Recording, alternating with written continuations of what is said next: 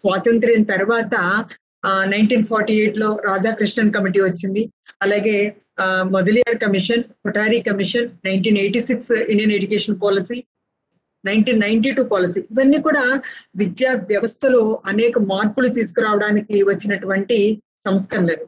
అయితే వీటన్నిటితో మన ఎన్ఈపి 2020ని పోల్చినట్లయితే చాలా తేడా కనిపిస్తుంది. ఎన్ఈపి నేషనల్ ఎడ్యుకేషన్ ఎన్ఈపి 2020లో మనం గమనించదగిన విషయాలు ఏంటంటే పెడగాజికల్ ప్రాసెస్ మీద ఎక్కువ కాన్సన్ట్రేట్ చేశారు. పెడగాజీ అంటే మెథడాలజీ, అంటే పిల్లలకి ఏ విధంగా బోధన చేస్తే రీచ్ అవుతుంది, దానితోటి ముడిపడి చాలా అంశాలు ఉన్నాయి నేషనల్ ఎడ్యుకేషన్ పాలసీలో. అయితే అసలు నేషనల్ ఎడ్యుకేషన్ పాలసీ పెడగాజీ మీద ఎందుకు ప్రాధాన్యత, ఇందులో చాలా అంశాలు ఉన్నాయి. మనం గమనించినప్పుడు నేషనల్ ఎడ్యుకేషన్ పాలసీలో వాల్యూస్ కి ఎక్కువ ప్రిఫరెన్స్ ఇచ్చారు, అలాగే పెడగాజీకి ఇచ్చారు, నెక్స్ట్ ఉపాధ్యాయులకు ఇచ్చారు, ఉపాధ్యాయ ట్రైనింగ్స్ కి ఇచ్చారు, ఇలా చాలా అంశాలు ఉన్నాయి. అయితే ప్రధానంగా వీటిని ఈ ఎన్ఈపి వీటికి ప్రాధాన్యతనివ్వడానికి ప్రథమ ఎక్సర్సైజ్ ఏదై ఉంటుంది అని గమనిస్తే, ఇంటర్నేషనల్ గా ఒక ఎగ్జామ్ నిర్వహించబడుతుంది. ప్రోగ్రామ్ పీసా ఎగ్జామ్ అంటారు, programme for international student assessment. అంటే ఇది ఒక సంస్థ నిర్వహిస్తోంది, ఓఈసిడి అని. ఓఈసిడి అంటే organisation for economic cooperation development అనే సంస్థ. ఇది ఒక 30 దేశాలు, ప్రజాస్వామ్య దేశాలు ఒక సంస్థగా ఏర్పడి ఈ అన్ని దేశాల్లో విద్యా ప్రమాణాలు ఎలా ఉన్నాయి అనేటటువంటి దాన్ని ఎవాల్యుయేట్ చేయడానికి ఒక పరీక్ష నిర్వహిస్తూ ఉంటారు. ఇది 2000 సంవత్సరంలో నిర్వహించినప్పుడు 43 దేశాలు ఇందులో పార్టిసిపేట్ చేశాయి. అందులో మన దేశం కూడా ఒకటి. నా మాట వినిపిస్తోందండి?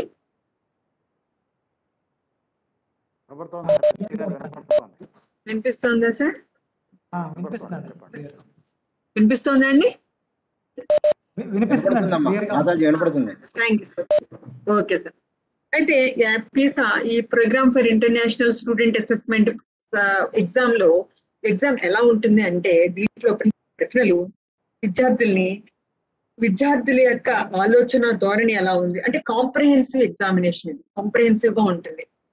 ప్రవర్తన ఎలా ఉంది, పరిశీలన ఎలా ఉంది అంటే విద్యార్థి ఆలోచన ధోరణి ఎలా ఉంది, విద్యార్థి ప్రవర్తన ఎలా ఉంది, విద్యార్థి పరిశీలన ఎలా ఉంది, పరిశీలన దృక్పథం ఎలా ఉంది, అలాగే పరిశోధన దృక్పథం ఉందా, ఈ 4 అంశాలని బేస్ చేసుకుని ఎగ్జామ్ ఉండడం జరుగుతుంది. అయితే ఈ పరీక్షలో మన దేశం 43 దేశాలు పాల్గొంటే మన దేశం 42వ స్థానంలో ఉంది. అంటే చివరి నుంచి 2వ స్థానంలో ఉంది. అప్పుడు మొదలైంది అసలు ఇలా ఎందుకుంది, మన యొక్క ప్రమాణాలు, మన విద్యా ప్రమాణాలు ఎలా ఉన్నాయి, విద్యా నాణ్యత ఎలా ఉంది అనేటటువంటి విషయంగా దీని మీద చాలా వ్యాయామాలు ఎన్సీఆర్టీ వారు చేశారు. MHRD, minister of human resource development కూడా చేయడం జరిగింది. అప్పుడు ఈ పరీక్ష నిర్మాణాన్ని, ఈ పరీక్షలోని అంశాలను ప్రధానంగా తీసుకుని ఎన్ఈపిలో చాలా అంశాలు ఈ పరీక్షను బేస్ చేసుకుని ఉండడం నేను గమనించినటువంటి విషయం. అయితే దీన్ని బట్టి విద్యా వ్యవస్థ కానీ, విద్యా విధానం కానీ ఎలా ఉండాలి అంటే, విద్యార్థులని ఆలోచింపచేసే విధంగా ఉండాలి, వాళ్ళ ప్రవర్తన మీద ఆ విద్యా విధానం ప్రభావం చూపాలి, అలాగే పిల్లలు పరిశీలించి విద్యను అభ్యసించాలి, అలాగే విద్యార్థి పరిశోధన దృక్పథాన్ని చిన్నతనం నుంచి అలవాటు చేసుకోవాలి. ఈ అంశాలు ఉన్నాయి. ఇంకొక విషయం, మొట్టమొదటి ఎన్ఈపి యొక్క విజన్ మనం గమనించినట్లయితే, అందరికీ నాణ్యమైన విద్యను అందించడం ద్వారా మన దేశాన్ని సుస్థిర మరియు శక్తివంతమైన జ్ఞాన సమాజంగా మార్చాలి. జ్ఞాన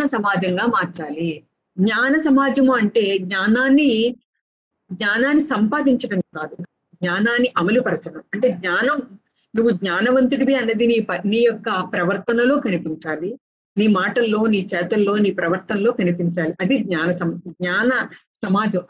అటువంటి సమాజం కోసం నేరుగా దోహదపడే భారత కేంద్రీకృత విద్యా వ్యవస్థను 2 అంశాలు ఉన్నాయి ఇక్కడ. జ్ఞాన సమాజం ఒకటి, భారత కేంద్రీకృత విద్యా వ్యవస్థను. భారత కేంద్రీకృత విద్యా వ్యవస్థ అంటే భారతదేశము జ్ఞానానికి నిలయంగా భావిస్తాం మనం. నిజం కూడా.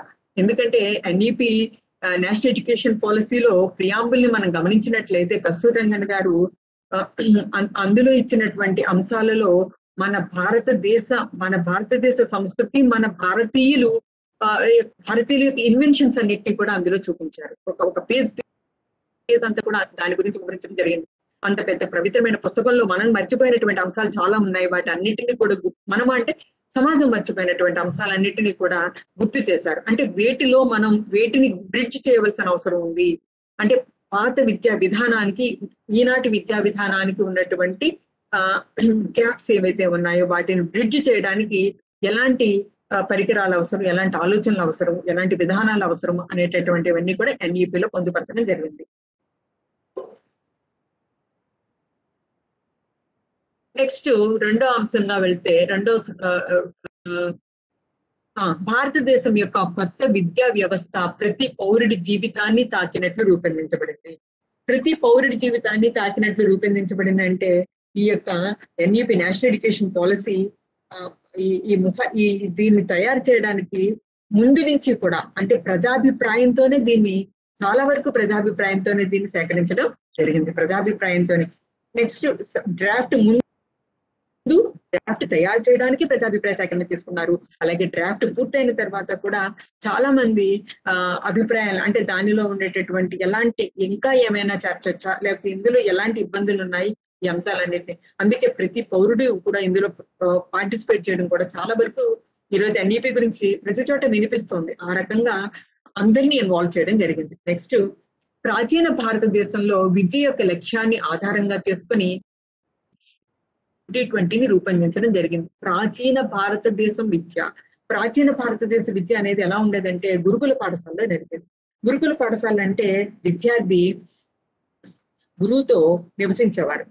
ఒక 10-15 సంవత్సరాల పాటు గురువు గారి కొలువులోనే ఉండేవారు. ఇల్లు విడిచి వెళ్ళి అక్కడ ఉండేవారు. అంటే అక్కడ ఎలాంటి విద్యా విధానం ఉండేదంటే ఇండిపెండెంట్ లెర్నింగ్ ఉండేది. అంటే పిల్లలు తమంతట తాము నేర్చుకునేవారు. పీర్ లెర్నింగ్ ఉండేది. తన సహచరులతో నేర్చుకునేవారు. అక్కడ అంటే జీవన నైపుణ్యాలన్నీ కూడా అక్కడే వాళ్ళు అవగాహన చేసుకునేవారు. పరిశీలన అవనివ్వండి, ప్రవర్తన అవనివ్వండి, అన్నిటినీ కూడా అక్కడే ఒక క్రమశిక్షణ పద్ధతిలో నేర్చుకుని బయటకు వచ్చేవారు. ఈ రోజు అటువంటి విధానం మన దగ్గర కొంచెం లోపించింది. ఎందుకంటే పిల్లలు నేర్చుకుంటున్నారు. జ్ఞానాన్ని ఎంతవరకు నేర్చుకుంటున్నారంటే ఆ పుస్తక జ్ఞానం వరకే కనిపిస్తోంది. వాళ్ళ ప్రవర్తనలో ఆ పుస్తక జ్ఞానం ప్రవర్తనలో కనిపించడం లేదు. దానిని ఆ గ్యాప్ ని ఫిల్ఫిల్ చేయాలనేది ప్రధాన లక్ష్యంగా మనం ఎన్ఈపిని చూడొచ్చు. ఇక్కడ మన స్వామి వివేకానంద ఏం చెప్పారో చూద్దాం. స్వామి వివేకానంద విద్యా విధానం గురించి ఏం చెప్పారంటే విద్య అనేది సమాచార సేకరణ మాత్రమే కాదు. సేకరించిన సమాచారం లేదా జ్ఞానం వారి మాటల్లోనూ, చేతల్లోనూ, కదలికల్లోనూ కనిపించింది. సేకరించిన జ్ఞానం మనిషిలో ఆలోచనలను సృష్టించాలి. ఆయా ఆలోచనలతో వ్యక్తి సృష్టించబడాలి. అతడు మార్గదర్శకుడు కావాలి. ఆ వ్యక్తి మీరైతే మొత్తం లైబ్రరీని కంఠస్థం చేసిన వారి కంటే ఎక్కువ విద్యను పొందిన వారు అవుతారు. అంటే ఇందులో ఏం చెప్తున్నారంటే జ్ఞానం అనేది మన యొక్క ప్రవర్తనలో కనిపించాలి. అంతేకాకుండా మీ ఆలోచన సరళి మారాలి, ఆలోచన విస్తరించబడాలి.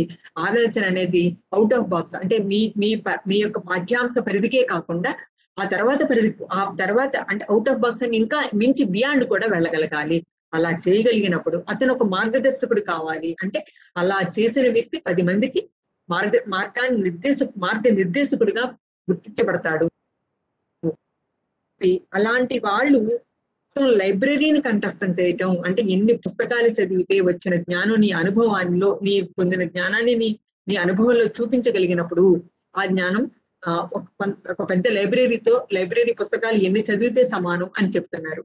అలాగే ఐన్స్టీన్ మనం చూసినట్లయితే ఈ పాఠశాలలు అంటే ఒక కరికులం కానీ ఒక విద్యా విధానం కానీ బయటికి ఎలా వస్తుందంటే ఎంతో మంది మేధావుల యొక్క మేధో మథనంతో పుట్టుకొచ్చేటటువంటి అంశాలు ఇవన్నీ కూడా ఒక ఎన్ఈపి నేషనల్ ఎడ్యుకేషన్ పాలసీ లాంటి పాలసీస్ ఏదైనా బయటకు వచ్చాయంటే అవి ఎంతో మంది ఎన్నో ఆలోచనలతో బయటికి తీసుకొస్తారు. ఆయన అదే చెప్తున్నారు, మీ పాఠశాలల్లోని మీరు నేర్చుకునే గొప్ప విషయాలు చాలా తరాల పని అని గుర్తుంచుకోండి. ఇవన్నీ మీ చేతుల్లోకి వారసత్వంగా ఇవ్వబడ్డాయి. తద్వారా మీరు దానిని స్వీకరించవచ్చు, గౌరవించవచ్చు, దానికి ఇంకా ఏమైనా జోడించవచ్చు మరియు వాటిని మీ తర్వాత తరాలకు అందించవచ్చు. ఈ విధంగా మనం శాశ్వత విషయాలలో మానవులు అమరత్వాన్ని సాధిస్తారు. ఎంత బాగుందండి. అంటే మనకు వారసత్వంగా లభించే విలువలు కానీ పాఠ్య అంశాల్లో ఉండేటటువంటి నైతికత కానీ ఇవన్నిటినీ కూడా మన తర్వాత తరాల వారికి అందించే దిశగా విద్యా విధానం ఉండాలి. అప్పుడే మానవుడు నిజమైనటువంటి మానవుడిగా గుర్తించబడతారు అని ఐన్స్టీన్ చెప్పడం జరిగింది. అలాగే నెక్స్ట్ ఇక్కడ ఇది ఎన్ఈపిలోనే మరో భాగం ఏంటంటే ఉపాధ్యాయుల పాత్ర. ఎన్ఈపి ప్రధానంగా ఎన్ని చేసినప్పటికీ వీటినన్నిటినీ కూడా ఈ విధానాలన్నిటినీ కూడా చివరి స్థాయి వరకు తీసుకెళ్లగలిగే వ్యక్తులు ఉపాధ్యాయులే. కాబట్టి ఈ ఉపాధ్యాయులు ఎలా ఉండాలి అని కోరుకుంటున్నారంటే ఈ విధానంలో పేర్కొన్న విధంగా విద్యా వ్యవస్థను మార్చాలంటే బాధ్యతలను తీసుకునే ఉత్సాహభరితమైన మరియు అంకిత భావాలు గల పాఠశాల మరియు విశ్వవిద్యాలయ ఉపాధ్యాయులు చాలా అవసరం. అలాంటి వారు లేకుండా ఇవేమీ సాధ్యం కావు. అంతే. ఉపాధ్యాయులు ఎలా ఉండాలని మీరు కోరుకుంటున్నారంటే ఎలా చెప్తున్నారంటే ఏదైనా ఏ పాలసీ అయినా అది సక్సెస్ కావాలంటే విజయవంతం కావాలంటే ఉపాధ్యాయుల కమిట్మెంట్ చాలా అవసరం. ఉపాధ్యాయులే కదా దీన్ని కింది స్థాయి వరకు తీసుకువెళ్ళగలిగేది అని చెప్పడం జరిగింది. నెక్స్ట్ ఇక నా టాపిక్ ఏంటంటే పూర్వ ప్రాథమిక విద్య. పూర్వ ప్రాథమిక విద్య ఎందుకు అంటే ప్రధాన అంశంగా దీన్ని ఎన్ఈపిలో మొదటి చాప్టర్ ఈసీసీఈ అని చెప్పారు, early childhood care and education. పూర్వ ప్రాథమిక విద్య అంటే కేర్ కూడా ఇచ్చారు, సంరక్షణ విద్య. పూర్వ ప్రాథమిక విద్య మరియు సంరక్షణ ఇవి రెండింటిని కూడా ఇందులో రెండింటికి కూడా ప్రాధాన్యత ఇవ్వడం జరిగింది. పూర్వ ప్రాథమిక విద్య ఎందుకంటే quality pre primary strong foundation for learning. చిన్నతనం నుంచి కూడా మనం కరెక్ట్ ఫౌండేషన్, మంచి ఫౌండేషన్ అంటే మంచి పునాదిని ఇవ్వాలి పిల్లలకి. పునాది అంటే లిటరరీ ఏ రకమైన పునాది కావాలి ముందు స్లైడ్స్ లో వాటి గురించి వివరించడం జరిగింది. అలాంటి మంచి ఫౌండేషనల్ ఎడ్యుకేషన్ అభ్యసనానికి చక్కటి పునాది ఇవ్వాలని రెండో అంశం 3 రీజన్స్ చెప్పారు. రెండో అంశం ఏంటంటే pre primary education helps education system for effective and efficient. Effective గా ఉంటుంది, ఎఫిషియంట్ గా ఉంటుంది. ఎప్పుడైతే మనం ప్రీ ప్రైమరీ స్థాయి నుంచి ఒక పద్ధతిలో పిల్లల్ని ఒక క్రమశిక్షణ అనేది ఒక పద్ధతిలో అభ్యసన మార్గాన్ని మనం నిర్దేశించినట్లయితే మంచి సమాజాన్ని మనం చూడగలం. Next equitable pre primary education. ఈ రోజు ఈక్విటబిలిటీ లేదు. ఎందుకంటే కొన్ని పాఠశాలలకి కొంతమంది పిల్లలకి ఈ ప్రీ ప్రైమరీ అంటే ప్రైవేట్ పాఠశాలలు ఉండడం వల్ల కొంతమందికి ఇవి అందుబాటులో ఉండటం, అలా కాకుండా అదే ఈ ప్రీ ప్రైమరీని మన ఎడ్యుకేషన్ లోకి తీసుకొచ్చినట్లయితే ఒక పద్ధతిలో ఒక పెడగాజికల్ ప్రాసెస్ లో విద్యా విధానం నడుస్తుంది అని చెప్పి వీళ్ళు ఏం చేశారంటే దీనికి కూడా ప్రాధాన్యత ఇవ్వడం జరిగింది. అందరికి ఈక్వల్ గా అంటే గవర్నమెంట్ పాఠశాలల్లో కూడా దీన్ని కంపల్సరీ చేయడం జరిగింది. నెక్స్ట్ ఇక్కడ అసలు ఈ పూర్వ ప్రాథమిక విద్య లక్ష్యాలు ఏమిటంటే 2021 నాటికి 3 నుండి 6 సంవత్సరాల మధ్య ఉన్న ప్రతి బిడ్డకు ప్రతి పిల్లవాడికి కూడా ఉచిత సురక్షితమైన అధిక నాణ్యత అభివృద్ధికి తగిన సంరక్షణ మరియు విద్య అందించబడాలి. అంటే 3 నుండి 6 సంవత్సరాల పిల్లలందరికీ కూడా నాణ్యత కలిగిన అందరికీ అందుబాటులో అభివృద్ధికి తగిన విధంగా సంరక్షణతో కూడిన విద్యను అందించాలి అనేది ఈ యొక్క పూర్వ ప్రాథమిక విద్య యొక్క ప్రధాన లక్ష్యంగా చెప్తున్నారు. నెక్స్ట్ ఈ వయసులో లెర్నింగ్ ఎలా వాళ్ళ యొక్క బ్రెయిన్ సిస్టమ్ ఎలా ఉందో ఒకసారి గమనించండి ఇక్కడ. అంటే ప్రతి పిల్లవాడి యొక్క ఏ పిల్లవాడు కూడా స్లో లెర్నర్ అనో తెలివైన వాడనో అయితే హైపర్ చైల్డ్ అనో ఎక్కడ రాసి ఉండదు. అందరి పిల్లలకి సమానంగానే వాళ్ళ బ్రెయిన్ అనేది ఈ ఏరియాస్ లో ఇది ఇక్కడ చెప్తున్నారు. డెవలపింగ్ క్యూరియాసిటీ పిల్లల్లో కనిపించే లక్షణాలన్నీ కూడా ఇందులో ఈ బొమ్మలో చూపించడం జరిగింది ఈ చిత్రంలో. డెవలపింగ్ క్యూరియాసిటీ ఎక్కువగా ఉంటుంది పిల్లలకి, ఆతృత. Next logical thinking and problem solving.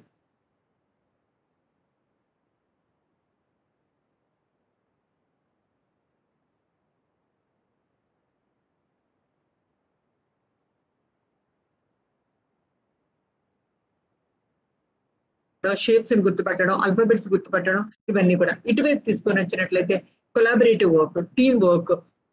అంటే వాళ్ళ బ్రెయిన్ లో ఇవన్నీ ఉండడం వల్లే ఆ రకంగా పిల్లలు ప్రవర్తించడం జరుగుతుంది. Play based and discovery based learning. Play ఆటలతో ఎక్స్ప్లోరేషన్ ఎక్కువగా ఉంటుంది పిల్లల్లో. ఇంకా ఏదో జరుగుతుందని అంటే ఉన్నదాన్ని ఇంకా ఏదో చెప్తూ ఉంటారు తెలుసుకోవాలనేటటువంటి. నెక్స్ట్ ఎథిక్స్ కూడా పిల్లల్లో అంటే ఇవన్నీ వీటికి సంబంధించినటువంటి బ్రెయిన్ లో వీటికి సంబంధించినటువంటి పార్ట్ ఉంది. వాటిని మనం నిద్రలేపాలి. వాటిలోకి దానికి సంబంధించిన కంటెంట్ ను మనం ఇవ్వగలగాలి అని అర్థం దీనికి. అలాగే self identity, next etiquette behaviour, మర్యాద అంటే ఎమోషనల్ బిహేవియర్ అంటే నైతికత, ఇవన్నీ కూడా ఈ బ్రెయిన్ లో ఆల్రెడీ ఫిక్స్ చేసినటువంటి భాగాలుగా మనం చెప్పొచ్చు. నెక్స్ట్ అసలు పిల్లల్లో మానసిక ఎదుగుదల ఎలా ఉంటుంది? ఈ ఎన్ఈపిలో చెప్పినటువంటి విషయం ఏంటంటే పిల్లల మెదడు అభివృద్ధి ఎలా ఉంటుందంటే 85% అభివృద్ధి 6 సంవత్సరాల ప్రాయానికి పూర్తవుతుంది. అంటే 6 సంవత్సరాల ప్రాయం వచ్చేసరికి వాళ్ళ పూర్తి మెదడు పూర్తిగా పెద్ద అడల్ట్ మెదడు లాగే తయారై ఉంటుంది. ఈ ప్రారంభ వయసులో పిల్లల మెదడు స్థిరంగా ఆరోగ్యకరంగా అభివృద్ధి చెందాలంటే తగిన సంరక్షణ మరియు ఉద్దీపన చాలా అవసరం. సంరక్షణ అంటే పిల్లలకి సంరక్షణతో కూడిన ఉద్దీపన అంటే స్టిమ్యులేట్ చేయాలి, పిల్లలకి ప్రేరణ కలిగించాలి, నేర్పించకూడదు, నేర్చుకోవాలని తపన కలిగించాలి, నేర్చుకోవడానికి తగినటువంటి మోటివేషన్ ఇవ్వాలి పిల్లలకి. అలాగే దీనికి మీకు ఒక ఉదాహరణ చెప్తున్నాను. గ్రీకు తత్వవేత్త జాన్ లాక్ ఏమంటారంటే జాన్ లాక్ అనే గ్రీకు తత్వవేత్త ఏమంటున్నారంటే పిల్లల మెదడును టాబ్యులరస్ అంటే మెదడు ఖాళీ కాగితం లాంటిది. టాబ్యులరస్ అంటే ఖాళీ కాగితం, మెదడు ఖాళీ కాగితం లాంటిది అని చెప్తారు. అందుకే వాళ్ళు ప్రతి అనుభవాన్ని కూడా అంటే పిల్లలు ఎలా ఉంటారంటే మెదడు ఖాళీగా ఉండడం అంటే నేర్చుకోవాలని తపన ఎక్కువగా ఉంటుంది వాళ్ళకి. ఇక్కడ ఒకసారి మీకు లెర్నింగ్ ప్రాసెస్ మీకు చూపిస్తాను.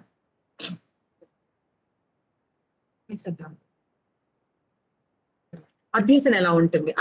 ఇక్కడ నేను చూపిస్తున్నవి ఏంటంటే బ్రెయిన్ లో ఉండే న్యూరాన్ సిస్టమ్ ఎలా ఉంది న్యూ బార్న్. అంటే ఇక్కడ ఒక్క విషయం, మెదడు అభ్యసన విధానం పిల్లల్లో ఎలా జరుగుతుంది అన్న విషయాన్ని తీసుకుంటే అతి చిన్న వయసులో అంటే పుట్టిన వెంటనే పిల్లాడు పాలు తాగడం నేర్చుకుంటాడు. అది ఎవరు నేర్పించు, ఎవరు ఇలా తల్లి నేర్పదు, ఆ పిల్లాడే నేర్చుకుంటాడు. అలాగే తర్వాత మనుషులను చూడడం, ఒక నవ్వడం, లేకపోతే బాడీ కదపడం, బోర్లా పడడం, ఇవన్నీ కూడా సెల్ఫ్ లెర్న్ చేస్తాడు పిల్లలు, చేస్తూ ఉంటాడు. ఈ లెర్నింగ్ అనేది ఎక్కడి నుంచి మొదలవుతుంది అంటే పుట్టిన వెంటనే మొదలవుతుంది. ఆ పుట్టిన వెంటనే పిల్లాడి మెదడు ఇలా ఉంది మొదటి న్యూ బోర్న్ బేబీలో. అంటే పుట్టిన వెంటనే అంటే ఆ పరిసరాల్లోకి బయటకు తల్లి గర్భం నుండి బయటకు వచ్చినప్పుడు పిల్లాడి పరిసరాల్ని అవగాహన చేసుకుంటాడు. అవగాహన అని కాదు, పరిసరాలు అతని మెదట్లో అతను ఏమి చూస్తాడో ఆ పరిసరాల నుంచి అంటే ఈ జ్ఞానేంద్రియాల నుంచి గ్రహించినటువంటి జ్ఞానాన్ని ఆ మెదడు ఆల్రెడీ రిజిస్టర్ చేసేసుకుంటూ ఉంటుంది. ఏదైతే అతను గమనించాడో, ఏదైతే అతని శరీరం కానీ ఆ జ్ఞానేంద్రియాలు ఏదైతే ఉన్నాయో అవి దేనిని రిసీవ్ చేసుకుంటా అవన్నీ కూడా మెదడులో రిజిస్టర్ అవుతూ ఉంటాయి. ఈ రిజిస్టర్ అయినటువంటి ఇక్కడ మెదడు న్యూ బోర్న్ చైల్డ్ లో కొద్దిగా తక్కువగా ఉన్నాయి. 1 month అయ్యేసరికి అతను ఎక్కువ శరీరం ఆ జ్ఞానేంద్రియాల నుంచి సంపాదించినటువంటి ఏదైతే ఉందో అది మెదడులో న్యూరాన్ సిస్టమ్ అంటారు దీన్ని. ఈ న్యూరాన్స్ అన్ని కూడా మెదడులో ఈ అభ్యాసం అంతా కూడా మెదడులో రిజిస్టర్ అవుతూ ఉంది. అలా 9 months 2 years అయ్యేసరికి వాళ్ళు ఆ పిల్లవాడు ఎంత ఎక్కువ నేర్చుకుంటారు. ఈ మెదడు ఎలా నిండుతోందో చూడండి. మెదడు ఖాళీగా ఉన్న మెదడు ఎలా నిండుతోంది ఇదంతా అభ్యసన ద్వారా నిండుతోంది. ఇలా బ్రెయిన్ రిసీవ్ చేసుకుంటోంది. కాబట్టి ఎలాంటి బోధన అవసరం, ఎలాంటి విషయాలు పిల్లలకి బోధించాలి అనే దాని గురించి ఎన్ఈపి చాలా క్లియర్ గా నేషనల్ ఎడ్యుకేషన్ పాలసీలో ఎన్సీఆర్టీ వారు దానికి సంబంధించి పిల్లలకి ఆ వయసులో ఎలాంటి అభ్యసన కృత్యాలు అవసరం అన్నది కూడా ఇవ్వడం జరిగింది.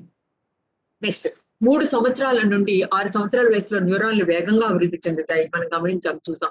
ఈ కణాల మధ్య కనెక్షన్లు అసంపూర్ణంగా ఉండి ఇంకా నిర్మించబడుతూనే ఉంటాయి. అంటే కనెక్షన్స్ అంటే ఒక అంశం అయిన తర్వాత ఇంకొకటి అలా నేర్చుకున్న ప్రతి అంశం కూడా బ్రెయిన్ లో రిజిస్టర్ అయిపోతూనే ఉంటుంది. జననం నుండి మరియు 8 నెలల మధ్య ఈ కనెక్షన్లు వేగంగా ఏర్పడతాయి.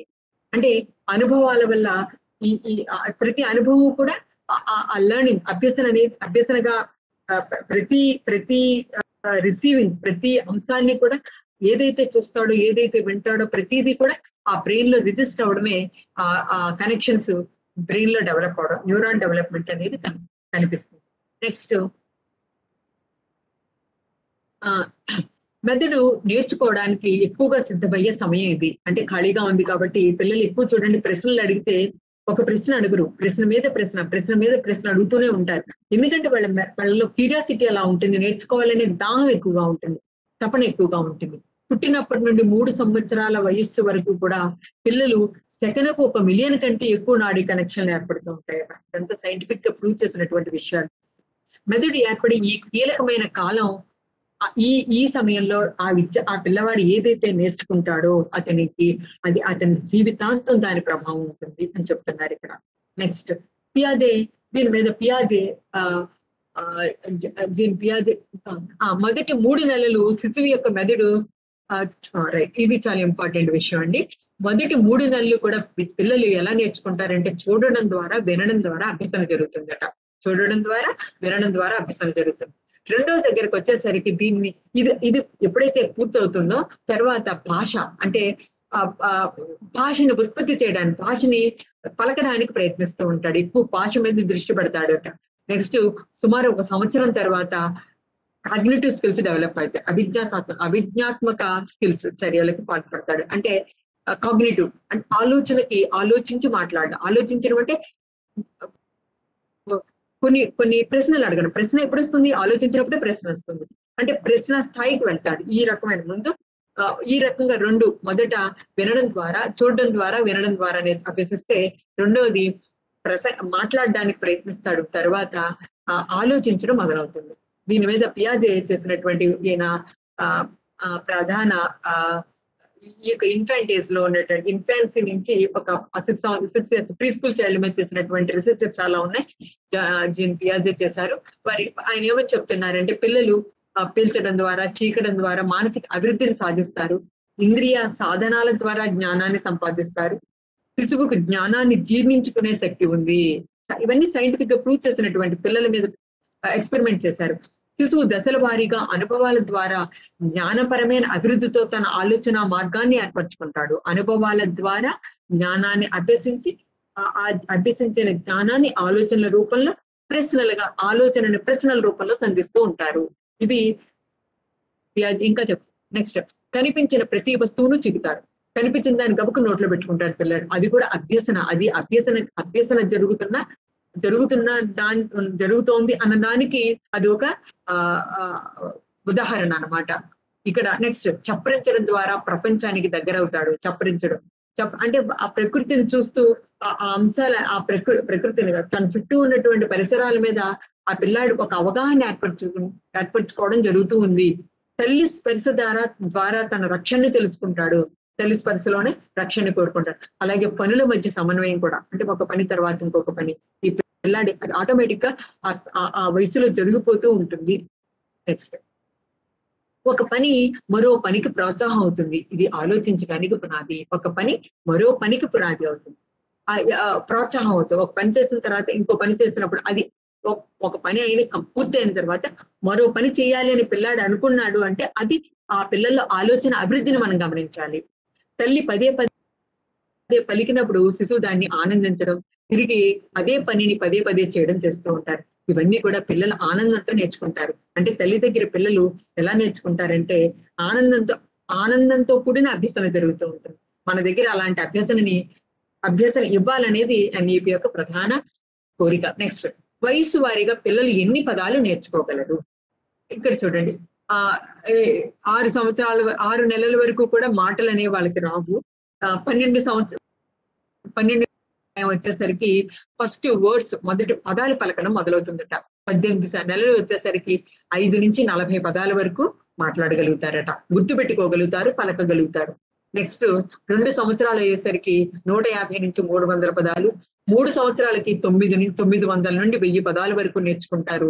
4 సంవత్సరాల ప్రాయానికి 2000 పదాలు, ఇంకా 5వ సంవత్సరం వచ్చేసరికి లెటర్స్ అంటే ఒక ఎడ్యుకేషన్ పాత్ లోకి వెళ్తారు. అంటే లెటర్స్ ఐడెంటిఫై చేయడం, ఆ లెటర్స్ తెలుగు అవని ఇంగ్లీష్ అవని ఆ పదాలను గుర్తుపట్టడం, పదజాలాలని వాక్యాల రూపంలోకి మార్చడం, ఇవన్నీ కూడా రిటర్న్ గా చేయగలిగేటటువంటి రాయడానికి సంసిద్ధులు అదే వయసు. అంటే రాయగలరు అని కాదు, అంటే ఎక్కువ కేవలం ఒక వ్యవహారికంలో కాకుండా పాఠ్యాంశాలకు సంబంధించిన అంశాలను కూడా అభ్యసన చేసే వయసు అని అర్థం. నెక్స్ట్ ఇక్కడ చూడండి, ఈ గ్రాఫ్ లో మనం ఏం గమనిస్తున్నాం అంటే ఈ 0 నుంచి మీకు తెలుసు, నేను ఆల్రెడీ చెప్పాను టాబ్యులర్ రాసా అని చెప్పారు జాన్ లాక్. అలాగే అది అనిపిస్తూ ఉంటుంది. ఎందుకంటే ఈ యొక్క 0 నుంచి అది ఆ కర్వ్ అనేది లెర్నింగ్ ఎలా జరుగుతుందో చూపిస్తున్నది. ఆ కర్వ్ ఎలా చూపిస్తుందంటే లెర్నింగ్ ఎలా గ్రోత్ ఎలా కనిపిస్తుంది. లెర్నింగ్ ఎలా ఉందంటే చాలా హై లెవెల్‌లో ఉంటుంది. అందుకే అంటే ఎందుకంటే వాళ్ళ బ్రెయిన్ ప్రతి అనుభవాన్ని రిజిస్టర్ చేసుకుంటూ ఉంటుంది. కాబట్టి ఆ లెర్నింగ్ అనేది ఆ వయసులో స్పీడ్‌గా జరుగుతుంది. నెక్స్ట్ 5 సంవత్సరాల ప్రాయం వచ్చేసరికి అక్కడి నుంచి తగ్గడం అంటే అంతా కూడా అక్కడే ఆ లెర్నింగ్ అంతా కూడా అక్కడే జరిగిపోతుంది.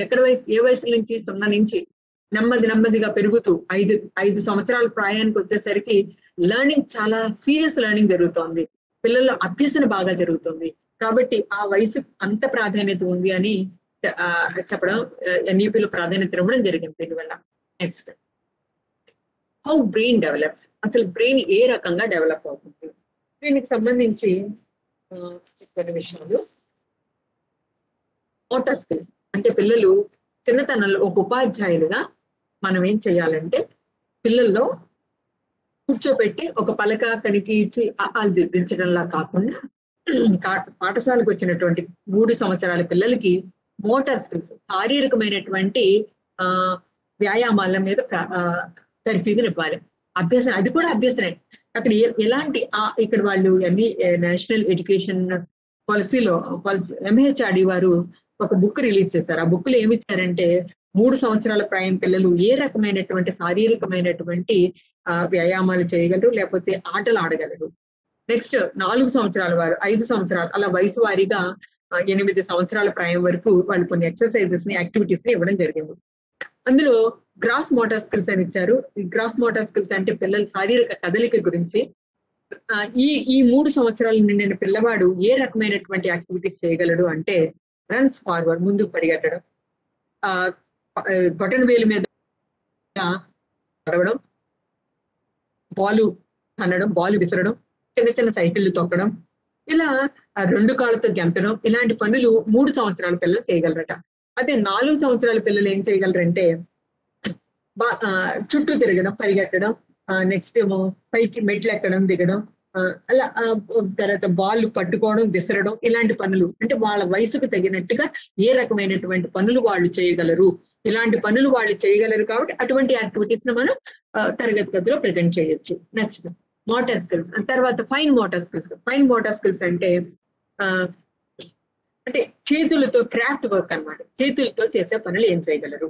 ఇక్కడ ఏమని ఇచ్చారంటే టర్న్ పేజీలు తిప్పడం, మట్టితో బొమ్మలు చేయడం, బ్రష్ తో పెయింట్ వేయడం, పేపర్లు చింపడం, క్రేయాన్స్ పట్టుకొని బొమ్మలు వేయడం, పూసలు ఎక్కించడం, ఇలాంటి పనులు ఈ వయసు పిల్లలు ఇందులో fine motor skills craft works లో పైన అంటే మనం పిల్లల్ని ఒకేసారి పుస్తకాలు అవి ఇచ్చి చదివి ఇలా ఓరల్ డ్రిల్ చేయటం ఇలాంటివి కాకుండా ఇలాంటి వాటిల ద్వారా వాళ్ళకి పాఠశాలని మంచిగా చెయ్యాలి. Next socio emotional skills. Socio emotional అంటే సాంఘికమైన భావోద్వేగపరమైనటువంటి నైపుణ్యాలు. ఇక్కడ పాపం పిల్లలు సాంఘికంగా అంటే సాంఘిక పరం అంటే పీస్ తో కలవాలి, తన తోటి పిల్లలతో కలిసి ఆడుకోవడం, కలిసి పరిగెట్టడం, మాట్లాడడం, వాళ్ళతో కలవగలగాలి, అది సోషల్ స్కిల్స్. ఎమోషనల్ అంటే నా వస్తువులు ఎవరికి ఇవ్వను, నేనే. అంటే ఇంట్లో వాడు ఒక్కడే ఉండుండొచ్చు, ఆ పిల్లవాడు ఒక్కడు తల్లిదండ్రులకి కారంగా ఉండొచ్చు, కానీ స్కూల్కి వచ్చేసరికి అలాంటి పిల్లలే 10 మంది ఉంటారు. కాబట్టి ఆ పిల్లల ఆ యాటిట్యూడ్ ని నెమ్మదిగా అలవాటు చేయాలి. దాని ఎమోషనల్ స్కిల్. ఎప్పుడైతే emotional balance, emotional skills develop చేస్తామో అంటే ఇక్కడ పిల్లలకి ఇది నాది, నాకే సొంతం అనేటటువంటి భావం కాకుండా పక్కవాడికి పంచాలి, ఇవ్వడం, ఇలాంటి అలవాట్లు ఈ సోషియో ఎమోషనల్ స్కిల్స్ ద్వారా డెవలప్ అవుతాయని చెప్తున్నారు. Next cognitive skills. Cognitive skills అంటే ఆలోచనలు పెంపొందించే నైపుణ్యాలు. ఇక్కడ బొమ్మల పేర్లు చెప్పగలుగుతారు. నెక్స్ట్ చిన్న వస్తువులు, పెద్ద వస్తువుల గురించి చెప్తారు, మ్యాచింగ్ చేయగలుగుతారు, ఒక బొమ్మని ఇంకో బొమ్మకి అదే బొమ్మతో మ్యాచ్ చేయగలుగుతారు. నెక్స్ట్ డ్రాయింగ్ చేస్తారు, ఐడెంటిఫై తను డ్రా చేసినటువంటి దాన్ని తను గుర్తించగలుగుతాడు.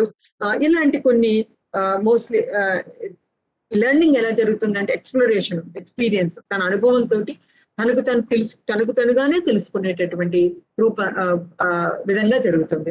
Next language skills. Language skills అంటే ఏం చేస్తారంటే చక్కగా చిన్న షార్ట్ స్టోరీస్ వినడం, చిన్న పదాలు రైమ్స్ చెప్పడం, పదాలు వినడం, తర్వాత ఇలా enjoys book. Picture reading main. Picture reading అంటే ఒక బొమ్మ ఇచ్చి పిల్లల్ని మాట్లాడమంటే ఆ యూనిక్ పర్సనాలిటీస్, పిల్లలందరూ యూనిక్ గా ఉంటారు. ఒకే రకమైన పద్ధతి, ఒకే రకమైనటువంటి మనస్తత్వంతో ఉండరు వాళ్ళు. ఒకే రకమైన ఐక్యూ కూడా ఉండదు వాళ్ళలో. డిఫరెంట్ ఐక్యూ లెవెల్స్ ఉంటాయి. అందుకే చైల్డ్ పర్సనాలిటీని యూనిక్ పర్సనాలిటీగా చెప్తారు. వాళ్ళు ఏం చేస్తారంటే ఆ పిక్చర్ రీడింగ్ అనేది చాలా ఇంపార్టెంట్ గా, చాలా ప్రధానమైనటువంటి టూల్ గా దాన్ని ఆ ఇందులో ఈ ఎన్సీఆర్టీ వాళ్ళు ఇవ్వడం జరిగింది. అలా అంటే బొమ్మల ద్వారా, చిత్రాల ద్వారా అభ్యసన. నెక్స్ట్ ఇంకోటి నెక్స్ట్ ఏం చెప్పారంటే ఈ లాంగ్వేజ్ స్కిల్స్ లోనే కొన్ని డైరెక్షన్స్ కూడా వాళ్ళు ఫాలో అవుతుంటారు. లెఫ్ట్, రైట్, ముందుకు వెళ్ళి వెనక్కి వెళ్ళి అని మనం చెప్తూ ఉంటే ఆ పిల్లలు ఆ రకంగా కూడా యాక్టివిటీస్ చేయడం జరుగుతుంది. అయితే ఈ ఎన్సీఆర్టీ వారు ఇందులో కొన్ని థీమ్స్ కూడా ఇవ్వడం జరిగింది. థీమ్ అంటే పిల్లాడికి వాళ్ళ 3 సంవత్సరాల ప్రాయంలో పిల్లలకి ఎలాంటి పాఠాలు, ఎలాంటి అంశాలను బోధించాలి, ఏం తెలుసుకోవాలి, ఆ వయసులో పిల్లాడు ఏం తెలుసుకోవాలి అని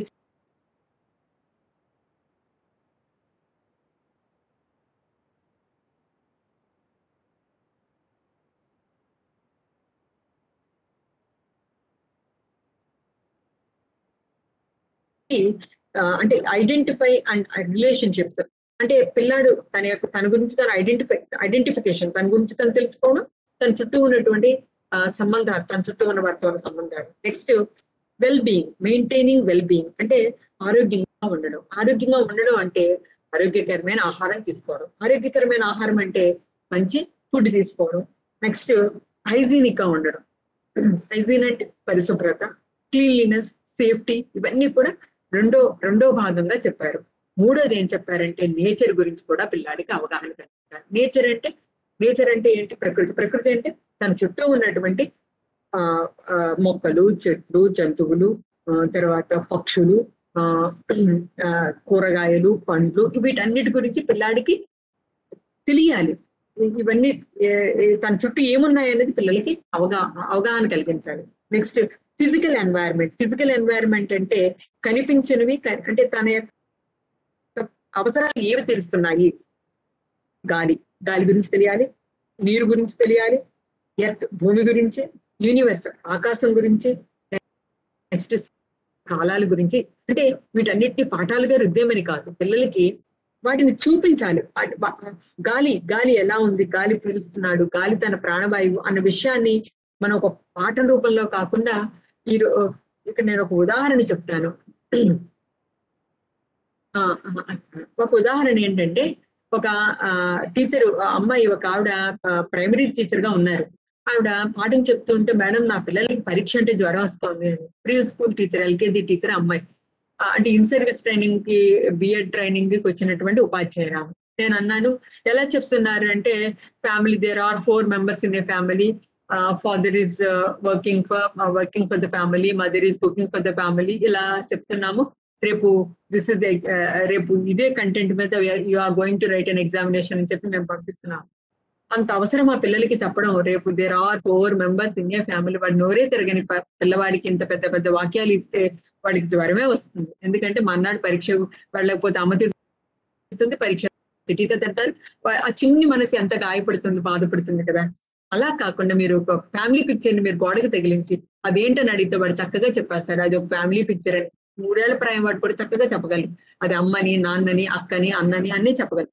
అంటే మనం ఈజీ మెథడ్స్ ని వెతుక్కోవాలి. అలా వీటిని పరిచయం చేయడానికి, ఒక గాలి పరిచయం చేయాలన్నా, ఒక నీరు పరిచయం చేయాలన్నా, లేదంటే యూనివర్స్ పరిచయం చేయాలన్నా, వాళ్ళకి సరైనటువంటి యాక్టివిటీస్ ని, కొన్ని కృత్యాలని మనం పరిచయం చేస్తే, కృత్యాల ద్వారా నేచర్ వాక్ తీసుకెళ్తే వాళ్ళకి ఎన్నో అంశాలు కనిపిస్తూ ఉంటాయి. Next social environment. సోషల్ అంటే 5 అంశాలు ఉన్నాయి.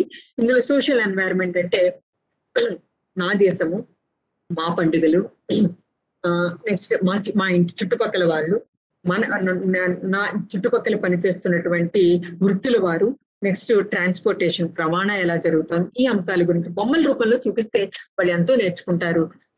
తన చుట్టూ ఉన్న దాని గురించి, తన చుట్టూ ఉన్నటువంటి ఈ 5 అంశాలని కూడా వాళ్ళు అవగాహన చేసుకోవడం జరుగుతుంది. ఇక్కడ నేను ఆల్రెడీ మీకు చెప్పాను, పిల్లలు ఎలా నేర్చుకుంటారు. Types of play for children. ఇక్కడ వాళ్ళు తరగతి గదిలో పిల్లలకి ఫ్రీడమ్ ఇస్తే ఎలా నేర్చుకుంటారో చూడండి. ఒక అమ్మాయి బయటికి చూస్తూ ప్రకృతిని ఆస్వాదిస్తోంది. ఒక పిల్లవాడు తనొక్కడే ఇండివిజువల్ గా ఆడుకుంటున్నాడు. మూడో పిల్లవాడు వాళ్ళు కొంతమంది కూర్చొని చేస్తున్న పిల్లల్ని అబ్జర్వ్ చేస్తున్నారు. ఒకరు ప్యారలర్ గా ఇద్దరు అదే పని చేస్తున్నారు పోటీగా. ఇంకొక పిల్లాడు ఏం చేస్తున్నాడంటే ఇంకొకటి హెల్ప్ తో వర్క్ చేస్తున్నాడు. ఇక్కడ ముగ్గురు పిల్లలు కోఆపరేటివ్ గా చేస్తున్నారు. మనం వాళ్ళకి ఆ రకమైన ఫ్రీడమ్ ఇవ్వాలి తరగతి గదిలో. నేను ఒకసారి మైసూరు RIEకి వెళ్తే, రీజనల్ ఇన్స్టిట్యూట్ ఆఫ్ ఎడ్యుకేషన్ మైసూర్లో ఉంది. అక్కడికి నేను ఈ NCERT ECCE మీద 3 days ట్రైనింగ్ ప్రోగ్రామ్ కు వెళ్ళినప్పుడు అక్కడ ఇలాగే ఉంది పాఠశాల, చిన్న పాఠశాల. ఇండోర్ గేమ్ ఉంది, అవుట్డోర్ గేమ్స్ ఉన్నాయి. నేను వెళ్ళినప్పుడు మేము చాలా మంది వెళ్ళాం. మొత్తం అన్ని రాష్ట్రాల నుంచి పిలిచారు. అది మైసూర్ ప్రోగ్రామ్ కి వెళ్ళినప్పుడు ఆ పిల్లలు ఒక స్టోరీ బుక్స్ పట్టుకుని వెళ్తున్నారు. నాకు ఆశ్చర్యంగా అనిపించింది, ఏంటి ఇంత చిన్నపిల్లలు ఆ స్టోరీ బుక్ చదివేయగలరా అని. నేను అదే విషయాన్ని అడిగాను అక్కడ ఉపాధ్యాయుని. అంటే ఆవిడ అన్నారు, మీరు గమనించండి వెళ్ళి వాళ్ళు ఏం చేస్తున్నారా అని. అంటే నాకు చాలా క్యూరియస్ గా అనిపించింది, ఏం చేస్తారు, చదివేస్తారా ఈ పిల్లలని. వాళ్ళు వెళ్ళి వాళ్ళ కన్నడ భాషలో మాట్లాడుతున్నారు, డిస్కస్ చేస్తున్నారు ఆ స్టోరీ గురించి. ఆ ఎక్స్ప్రెషన్ కి అసలు ఎంత హ్యాపీగా అనిపించిందంటే ఆ పిల్లలు ఆ పిక్చర్ లో ఉన్నటువంటి పాత్రలని వాళ్ళు ఎక్స్ప్లెయిన్ చేసేస్తున్నారు ఒకరి తర్వాత ఒకరు. కన్నడ భాష నాకు అర్థం కాకపోయినా ఆ ఎక్స్ప్రెషన్ చూసి మేము చాలా ఆనందపడ్డాం. అసలు పిల్లలు ఇంత బాగా నేర్చుకుంటున్నారా అని.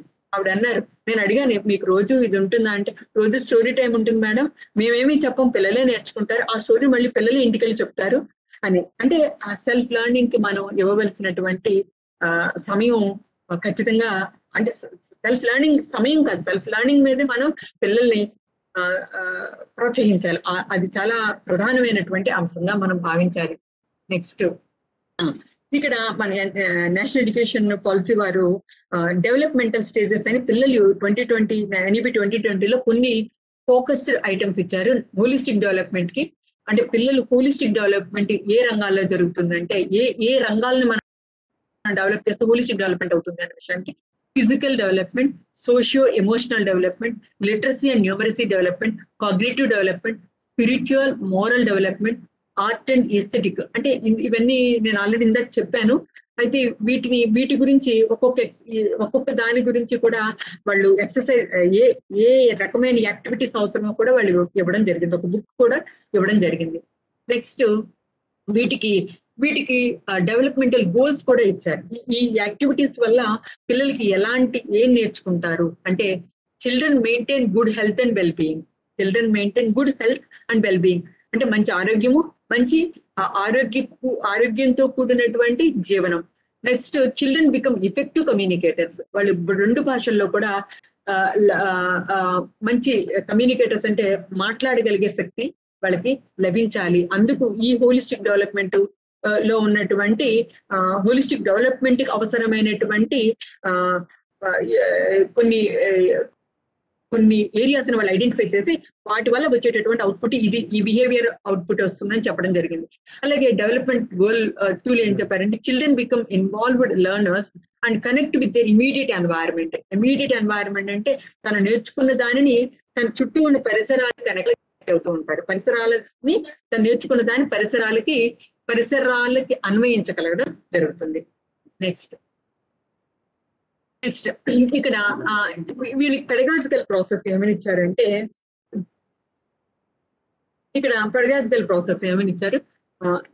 ఈ లాంగ్వేజ్ అండ్ లిటరసీ ఎక్స్పీరియన్సెస్ ఎలా వస్తాయి అంటే, రైమ్స్ ద్వారా, పిక్చర్ రీడింగ్ ద్వారా, పీర్ డిస్కషన్స్ ద్వారా, వీటి కొరకు కొన్ని యాక్టివిటీస్ కూడా వాళ్ళు ప్రజెంట్ చేయడం జరిగింది. ఒక ఉపాధ్యాయులు పిల్లల్లో ఈ స్కిల్స్ డెవలప్ చేయాలంటే ఏమేమి అంటే ఏం చేయాలి, ఎలాంటి యాక్టివిటీస్ చేయాలి, విడివిడిగా ఒక్కొక్క అంశానికి విడివిడిగా ఇవ్వడం జరిగింది. నెక్స్ట్ విజిట్స్ అండ్ విజిట్స్ అంటే పక్కనే నేచర్ వాక్ కి తీసుకువెళ్ళడం, పార్క్ కి తీసుకెళ్ళడం, మార్కెట్ కి తీసుకువెళ్ళడం, అలాగే ఆ పక్కన ఉన్న టీచర్స్ ని చూపించడం, లేకపోతే ఒక డాక్టర్ ని చూపించడం, అలా అంటే ఆ ప్రొఫెషన్ ని వాళ్ళకి పరిచయం చేయాలి. అలాగే ఆ చుట్టూ ఉన్నటువంటి విజిట్ ప్లేసెస్ ని, తన చుట్టూ ఉన్న పరిసరాలను కూడా పరిచయం చేయాలి. Next social and emotional development కి ఎలాంటి కృత్యాలు చేయాలంటే మొక్కలండి, వాషింగ్ హ్యాండ్స్, చేతులు కడుక్కోవడం. నెక్స్ట్ యానిమల్స్ ని పట్ల వాళ్ళ కేర్ ఉండాలి, మొక్కలకి నీళ్లు పోయటం, యానిమల్స్ ని చేరదీయడం. ఇవన్నీ అంటే సెన్సిటివిటీని డెవలప్ చేయాలి. సెన్సిటివిటీ అంటే ఎమోషనల్ బ్యాలెన్స్ భావోద్వేగాలు కంట్రోల్ అవుతాయి. అంతేకాకుండా పిల్లల్లో మోరల్స్ డెవలప్ అవుతాయి. మెయిన్ ఈ మోరల్స్ అనేవి చిన్నతనం నుంచి మనం బిల్డప్ చేసినట్లయితే ఖచ్చితంగా మంచి సమాజాన్ని మనం చూడగలం. చిన్నతనంలో అంటే భగవద్గీతను బోధించమని నేను అంటే అన్నప్రాసనాడు ఆవకాయనల్లా అంత పెద్ద పెద్దవి కాకుండా చిన్నతనం నుంచి వాళ్ళకి ట్రైన్ అప్ ఎలా చేయాలంటే మొక్కల్ని ప్రేమగా చూడడం, మొక్కలు తుంచేయడం, పువ్వులు తుంచేయడం, ఇలాంటి పనులు చేసినప్పుడు వాళ్ళ యాటిట్యూడ్స్ మనం గమనించి వాళ్ళకి సరైన శిక్షణ అప్పుడే ఇవ్వగలగాలి. Next dramatic play. పిల్లల్ని డ్రామటిక్ ప్లే అంటే వాళ్ళే వాళ్ళకి ఒక బొమ్మ ఇచ్చి, డాల్ కి ఇచ్చి, ఒక చక్కగా చిన్న డాల్ బొమ్మని ఇచ్చి దీన్ని స్నానం చేయించమడం, లేకపోతే నీళ్ళల్లోకి వాటర్ ప్లాస్టిక్ యానిమల్స్ ని ఇచ్చి వాటి ఆ నీళ్ళల్లో ఎలా పరిగెడుతున్నాయి అంటే వాళ్ళకి ఒక రోల్ ఇచ్చి ఆ రోల్ ప్లే చేయమని. టీచర్ అయితే ఏం చేస్తావు, నువ్వే టీచర్ అయితే ఏం చేస్తావు, ఇలాంటివన్నీ. నెక్స్ట్ ఆర్ట్ ఎక్స్పీరియన్సెస్ ఏంటంటే మీకు తెలుసు ఫింగర్ ప్రింట్స్ వేయడం, తర్వాత నెక్స్ట్ బర్డ్ యొక్క ఫెదర్స్ ఉంటాయి కదా, ఈకలతోటి పెయింట్ వేయడం, ఇలాంటివన్నీ కూడా థంబ్ ప్రింట్స్ వేయించడం, ఇవన్నీ కూడా పిల్లల యాక్టివిటీస్ ఇవన్నీ కూడా. నెక్స్ట్ కాగ్నిటివ్ ఎక్స్పీరియన్సెస్ ఎలా చేయించాలంటే కళ్ళు మూసుకుని ఏదైనా వస్తువు ఇచ్చే దాన్ని ఐడెంటిఫై చేయమనాలి. అలాగే తర్వాత స్మెల్ ఫ్లవర్ యొక్క వాసన చూసి ఆ పువ్వు పేరు చెప్పమనాలి. అలాగే కేటగిరైజ్ చేయించాలి, యానిమల్స్ ని బర్డ్స్ ని కలిపి ఇచ్చి వాటిని కేటగిరైజ్ చేయించడం. ఇలాంటి కొన్ని యాక్టివిటీస్ మనం ఒక బొమ్మ ఇచ్చి దాంట్లో ఏదో ఒక పార్ట్ మిస్ చేసి ఏ పార్ట్ మిస్ అయిందో వాళ్ళ చేత చెప్పించాలి. ఇలా నెక్స్ట్ బర్త్డే సెలబ్రేషన్స్ చేయించాలి. మళ్ళీ స్కూల్లో తప్పకుండా జన్మదిన రోజు ఆ రోజు ఎలా సెలబ్రేట్ చేసుకుంటాం తల్లిదండ్రుల సమక్షంలో చేసుకోవడం వేరు, పాఠశాలలో ఎలా చేసుకుంటాము అంటే అది ఒక రకమైనటువంటి ఆ రోజు మనం ఆ బర్త్డే సెలబ్రేట్ చేసినప్పుడు తనలో ఒక బూస్టప్, ఒక రకమైనటువంటి లెవెల్స్ పిల్లల్లో అభివృద్ధి జరుగుతుంది, అంటే కాన్ఫిడెన్స్ లెవెల్స్ పెరుగుతాయి. అలాగే music and movement experiences. Music అంటే పులి మేక ఆడించడం లాంటివి, డ్రైవర్ లాగా, అంటే కొన్ని ఆటల్ని మనం అక్కడ పిల్లల చేత ఆడిస్తే బాగుంటుంది. నెక్స్ట్ స్టోరీ టెల్లింగ్ అనేది కథలు చెప్పడం, కథలు చెప్పడమే కాకుండా కథ చెప్పించడం, కథ సగం ఆపి పిల్లల చేత చెప్పించడం, వాళ్ళ సొంత కథలు అల్లుతారు కదా, అలాంటివన్నీ కూడా పిల్లల్ని ప్రోత్సహించడానికి ఉపయోగించేటటువంటి కొన్ని కృత్యాలు. నెక్స్ట్ ఇక్కడ నేను ఇది చాలా బాగుందని దీన్ని నేను తీసుకోవడం జరిగింది. ఎందుకంటే చిన్న పిల్ల ప్రెగ్నెంట్ గా ఉన్నప్పుడు, తల్లి గర్భవతిగా ఉన్నప్పుడు తండ్రి ఆ పిల్లని పలకరిస్తూ ఉండేవారట. ఆ డెలివరీ అయిన వెంటనే ఆ తండ్రి పలకరిస్తే ఆ గొంతు విని, అంటే పిల్లలు ఎంత జ్ఞానవంతులో గమనించండి. అందుకు నేను దీన్ని కలెక్ట్ చేసి పెట్టడం జరిగింది. ఆ చంటి పిల్ల నవ్వుతోంది, ఆ చిన్న ఇన్ఫాంట్ బేబీ అమ్మాయి, ఆ చిన్నపిల్ల తండ్రి గొంతుని ఇదంతా సెన్సిటివిటీకి. నెక్స్ట్ చాలా ఇంత ఇంత ఇంత తెలివిగా ఉన్న పిల్లలని మనం ఏ రకంగా మంచి మార్గంలోకి, మంచి పౌరులుగా తీర్చిదిద్దాలి అనడానికి కూడా ఇది ఒక ఉదాహరణగా అనిపించింది. నెక్స్ట్ మనం తరగతి గదిని పిల్లలకి నచ్చే రీతిలో ఎలా తయారు చేసుకోవచ్చు అంటే, పిల్లలకి మన పాఠశాల అనేది భయం కాకుండా ఆనందం కలగాలి. పాఠశాలకి పరిగెత్తుకుంటూ రావడానికి ఏం చెయ్యొచ్చు? పోయమ్స్ కార్నర్స్ అంటే చక్కగా రైమ్స్ బుక్స్ ఒక పక్కన ఒక తరగతి గదిలో ఒక తాడు కట్టి, ఇక్కడ అరవింద స్కూల్లో చూసాను నేను, చాలా బాగుంది లైబ్రరీ. చిన్నపిల్లలు ప్రీ స్కూల్ చైల్డ్ కూడా వాళ్ళకి నచ్చిన బొమ్మలు తీసుకొని వాటిని చదువుకోవడానికి అనువుగా పెట్టారు. నెక్స్ట్ మెసేజ్ బోర్డ్స్, వాళ్ళకి ఆ రోజు ఒక మెసేజ్ సూక్తిని పెట్టాలి. దీన్ని మనం ఒక ఉపాధ్యాయుడు కలెక్ట్ చేసి సూక్తి పెట్టడం కాకుండా ఆ పెద్ద క్లాస్ పిల్లల్ని పెట్టి ఆ పెద్ద క్లాస్ పిల్లల్ని ఎక్స్ప్లెయిన్ చేయమంటే చిన్న పిల్లలు కూడా వాళ్ళు కూడా నేను కూడా ఏదో తెచ్చి పెట్టాలి అంటే వాళ్ళలో ఆ భావం పెరుగుతుంది, నేను కూడా పార్టిసిపేట్ చేయాలని.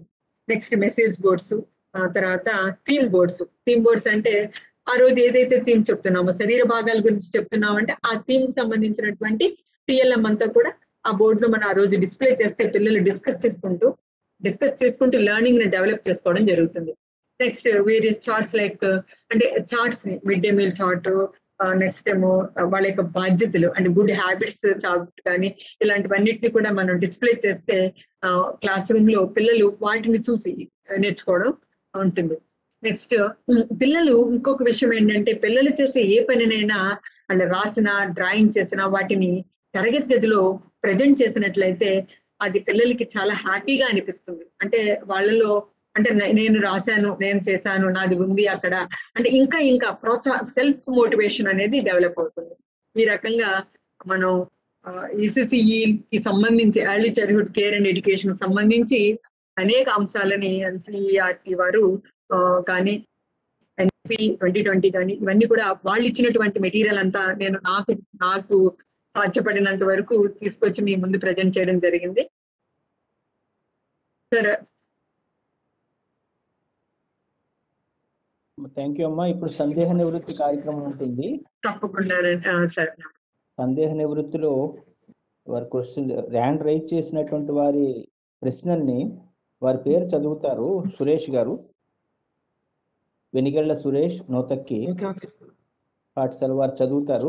ఎవరికైనా సందేహం ఉంటే గనక వారు హ్యాండ్ రైజ్ చేయండి, వారి పేరు చదువుతారు. ప్రశ్న సంక్షిప్తంగా ఉండాలి.